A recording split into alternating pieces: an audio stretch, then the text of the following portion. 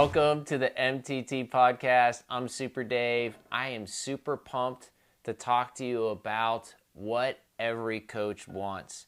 I've given this presentation probably 5 to 6 times over the past year, all around the country. So strap in, here we go. It's going to be exciting. What does every coach want?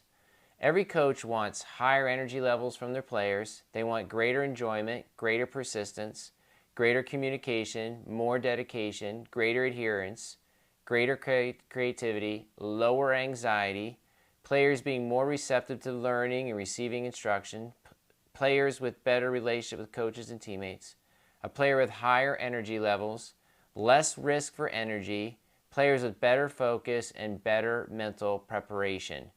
I am yet to discover a coach that doesn't want one of these aspects in their players, let alone, 12 that are on this list.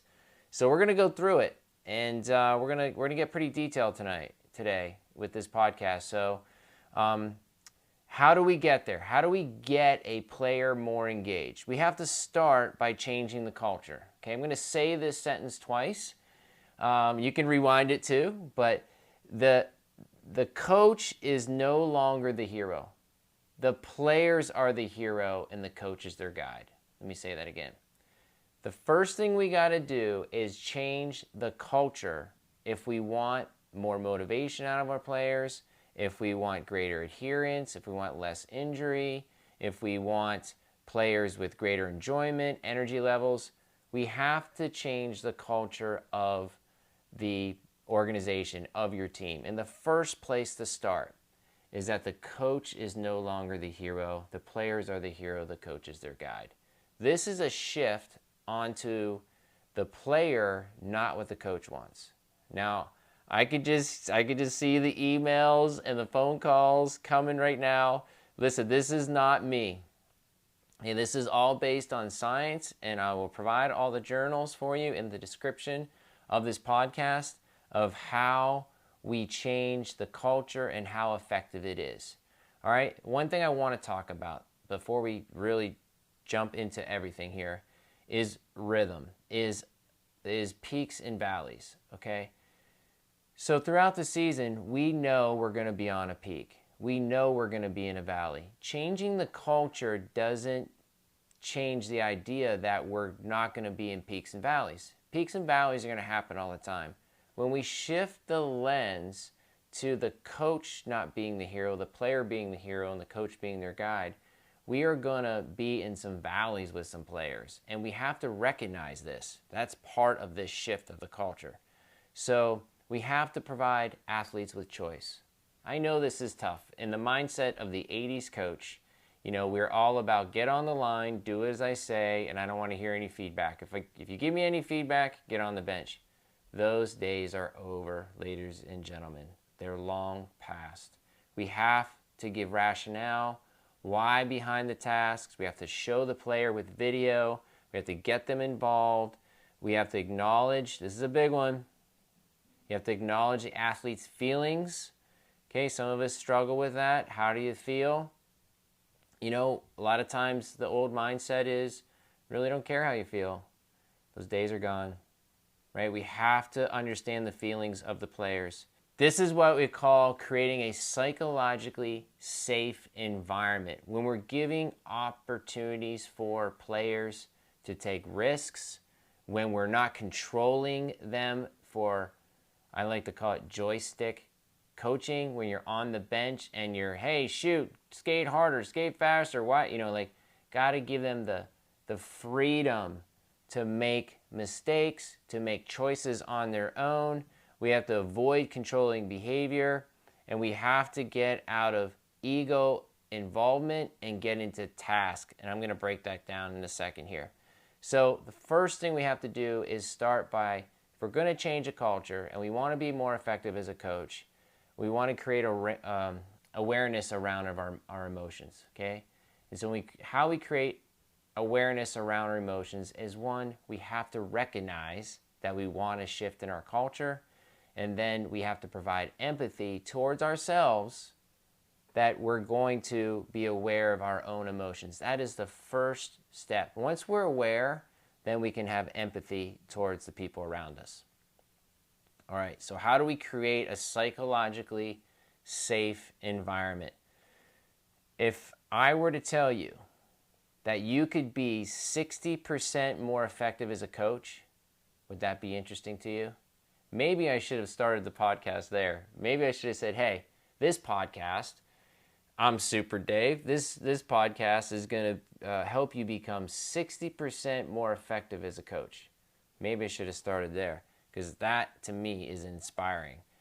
So under the idea of becoming more effective as a coach, we have these theories and motivational models. And we're going to pop up a screen here in a second that goes through all the different theories and motivational models. Now, I could just tell you which one it is, but I want to show you how many different motivational models are out there. A lot of the coaches I talk to, they don't know what one is, let alone 14 of them. So there's an achievement motivation, self-determination, positive psychology, self-efficacy, learned helplessness, cue utilization model, theory of attentional style, the eyes off, functional model, multidimensional anxiety, cusp catastrophe model, the Jones control model of deliberative and facilitative competitive anxiety.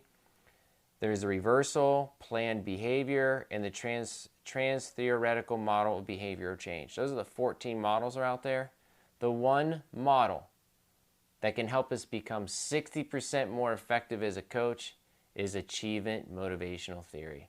Now, under the achievement motivational model theory, there are two different cultures. There are task and there is ego.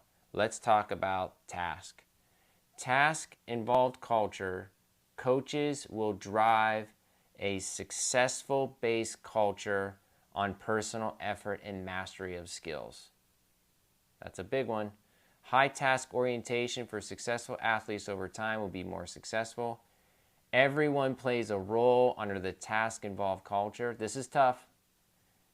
I can sit here and talk about it, but trying to create a team where everybody's involved, that's tough. When you've got 25 on the roster, you've got 3 goalies perhaps, you've got 8 to 10 defensemen, 14 to 16 forwards, and finding a role for everyone to play, that's tough. It's easy to provide a role for your top guys on a power play penalty kill, right? Your top goalie, that's an easy role. But what about the other players? So in a task-involved culture, everybody plays a role. So mistakes are encouraged and part of learning. It's sometimes, I know at the lower levels of youth hockey, mistakes are encouraged and part of learning. Is tough to win. It's tough to win in that environment. My question to you, if we were working together one-on-one, would be, what is your motivation? Is it to win this hockey game, or is it to help help players be a better human? Is it to help players become leaders with the idea that they're going to be a leader later on in life, a community leader, a doctor, a politician, a husband, a wife, leading their family, whatever it may be? So are we trying to win this game, or are we trying to put in the core values of what it means to be a respectful, hardworking, diligent, accountable young man or young woman?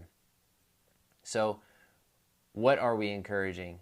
So in a task-involved culture, everyone is treated with kindness and respect. Everyone plays a role.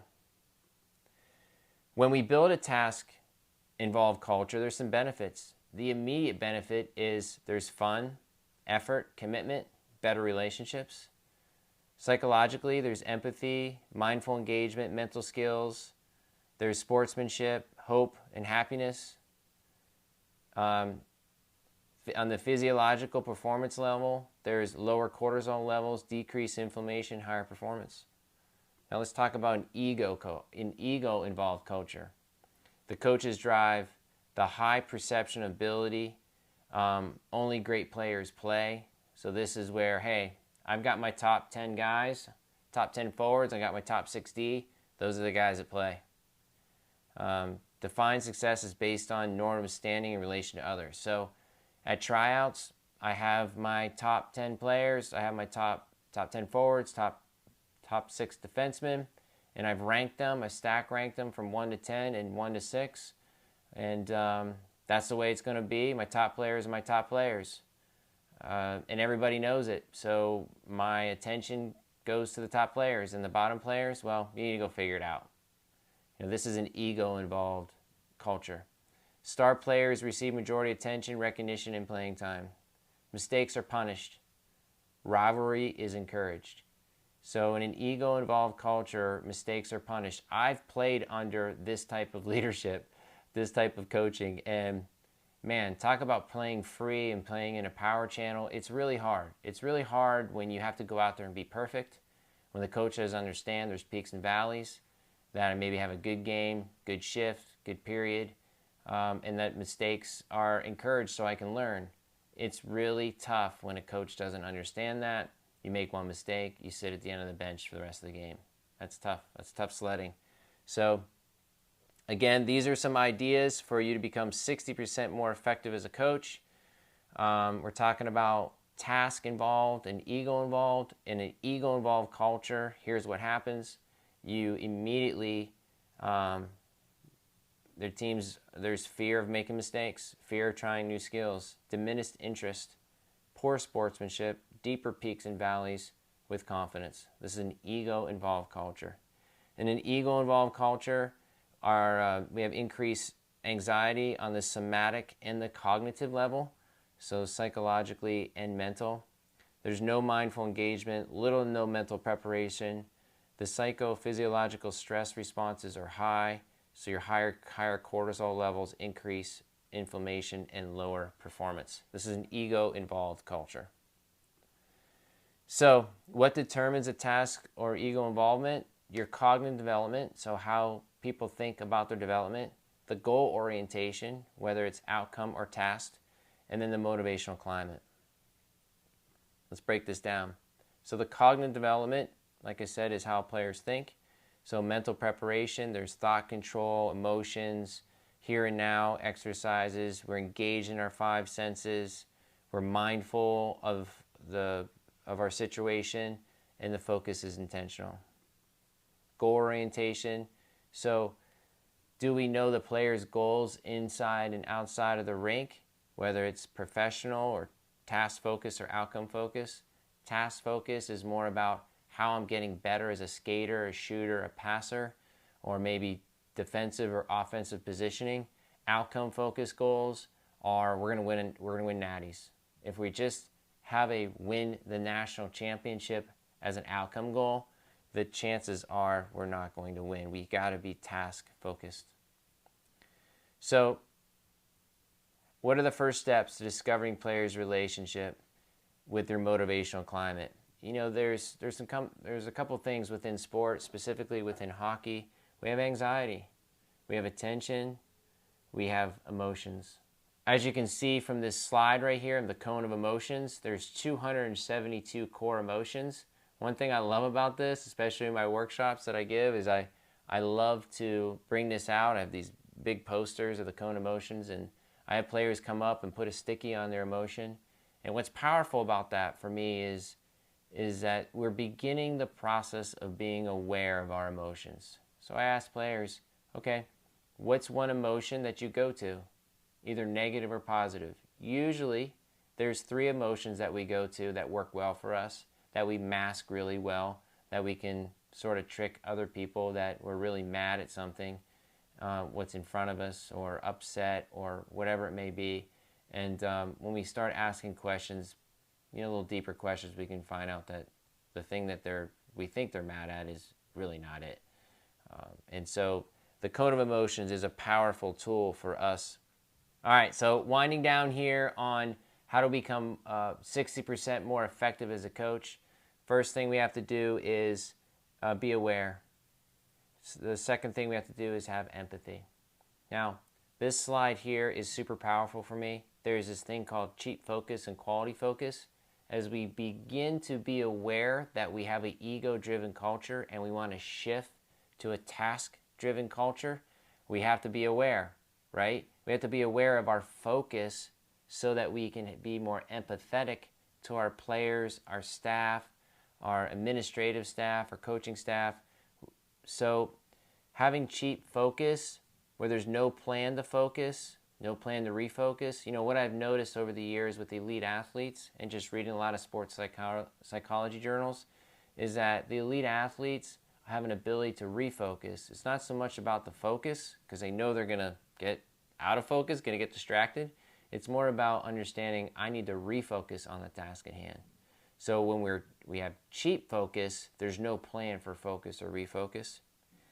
In a cheap focus, we have emphasis on your expectations.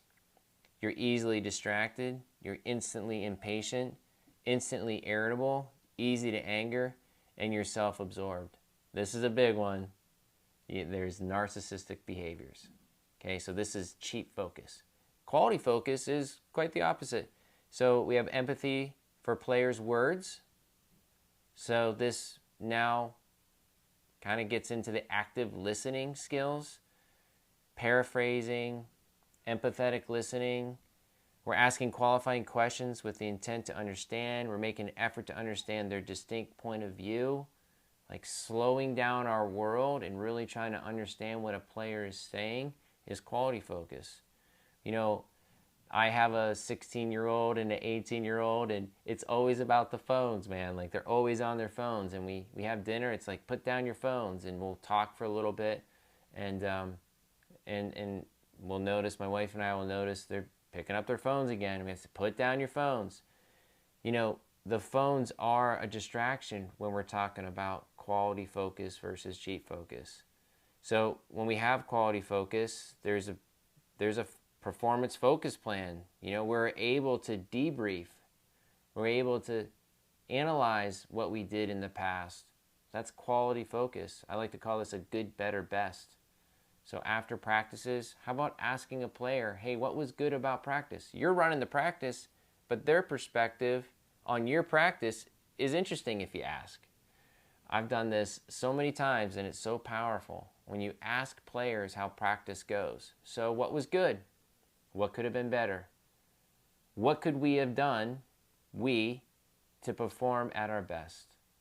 Really some awesome questions. Now, post-game debrief with players starts that conversation to be in a task-driven culture. So hopefully you've enjoyed this podcast on how I become more effective as a coach. Let's begin the process of becoming more task-driven. Remember, if you don't plan to win, you plan to fail.